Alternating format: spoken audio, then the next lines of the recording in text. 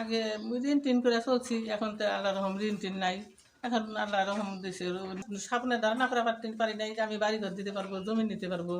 আমি 7 লাখ 7.5 লাখ টাকা জমি নিয়েছি, বাড়িটার প্রায় 7-8 লাখ টাকা খরচ হয়েছে।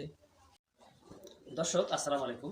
এই যুগে যেখানে প্রত্যেকটা নারী তাদের স্বামীর উপরে স্বাবলম্বী হয়ে থাকে বা তাদের স্বামীর উপর নির্ভর করে থাকে, সেখানে উনি তা না করে উনি এই বিশাল একটি গরু খামার কীভাবে করলেন এবং নিজে স্বয়ংসম্পূর্ণ হলেন, আমরা তার কাছ থেকেই এই বিষয়ে জানতে চেষ্টা করব এবং যারা নারী রয়েছেন তারা আজকের এই ভিডিও থেকে অনেকটাই অনুপ্রেরণা পাবেন বলে আশা রাখছি। এই যে এত বড় যে খামার করেছেন, এটা মূলত কীভাবে করলেন? শুরুতে কি এত বড় খামার ছিল? না, ছোট্ট ছোট্ট দুটো বাছুর ছিল, ছোট্ট ছোট্ট দুটো বাছুরের থেকে পরিশ্রম করে আমি এত দূরে যাইতে পারছি। আচ্ছা আচ্ছা, এখানে তাহলে আপনি প্রথমে বুঝেছিলেন এই যে এত বড় ঘর করেছেন, এটা কি তখন কি ছিল নাকি আপনি না, এগুলো পালার করেছি। আচ্ছা, তো এখানে আপনার এই যে কি জাতের গরু আছে? সবগুলাই আছে ফেজিয়ান, আর একটা আছে রানী গরু। রানী রানী বলতে কোনটা? সাদা সাদা। ওটা কি উন্নত জাতের নাকি? হ্যাঁ, ওগুলো সবচেয়ে উন্নত জাতের গরু। আর বাকি যেগুলো আছে এগুলো কি সবই একই জাতের? হ্যাঁ, একই জাতের, সবাই একই জাতের। খালি ওই একটাই এই যেমন উন্নত। এখানে কি সবগুলা কি গরু দুধ দেয়? না, একটা দুধ দেয়, সবগুলো গা দাম আছে না? আচ্ছা আচ্ছা, তাহলে এই যে এতগুলো যে গরু আপনি যে মানে লালন পালন করেন, তো আপনার সাথে সহযোগিতা কি করে? আমার ছেলে আছে, আমার স্বামী আছে। ওরা দুজনেও সহযোগিতা নাকি? 3 জনের সহযোগিতা। সকাল খাবার করে? লেখাপড়া করে।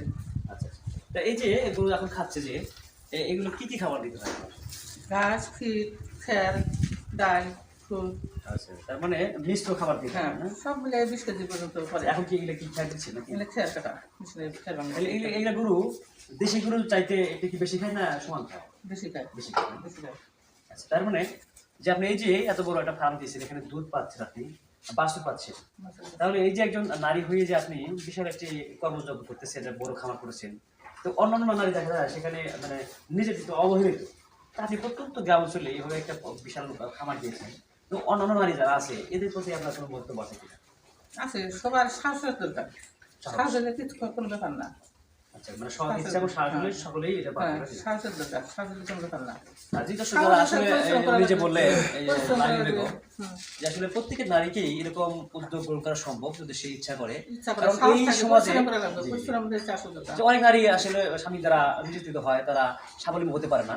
এইভাবে কি দেখলে আপনারা একটু অনুপ্রেরণা পাবেন যে আসলে উনি নারী হয়ে যদি এত বড় একটা খামার পরিচালনা করতে পারে, তা আপনারা কেন পারবেন না? তো আমি একটু দেখাতে চাচ্ছি যে দর্শক দেখেন, এই যে বড় বড় সাইজের গরু, এই দেখেন এটার দাম মিনিমাম এটা কত হবে?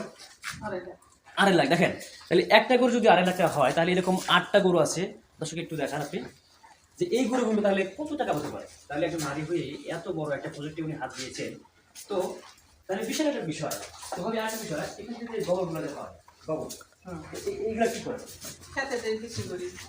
তার মানে এখানে আপনাদের সার বিষ কম লাগে, তাই না? কম লাগে, সারা মেশাটা কম লাগে। আচ্ছা, তাহলে তো এটা বিশাল একটা সাশ্রয় হচ্ছে।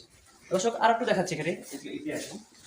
এই পাশে এটা দেখতে পাচ্ছি আমরা মেশিন, এটা মোটর চালিত যন্ত্র। এই যে এটা কারি কাটা মেশিন, এখানে উনি কারির একটা পাহাড় স্তূপ করে রাখছে ঘরের মধ্যে। তো এখানে উনি কিছুক্ষণ আগেই উনি এই জাতীয় কারিগুলো মানে খ্যারগুলো কাটা হয়েছে, এগুলা উনি খাওয়ান। এই যে বালতি উনি খাওয়ালেন গরুকে। আপনারা যারা গরু পালন করতে ইচ্ছুক তারা এই ধরনের মেশিন পেতে পারে, অথবা হাত দিয়েও কাটতে পারে। তারা ছোটোভাবে শুরু করবে, তারা আসলে প্রথমেই এত বড় খরচা উনি করতে পারবেন না।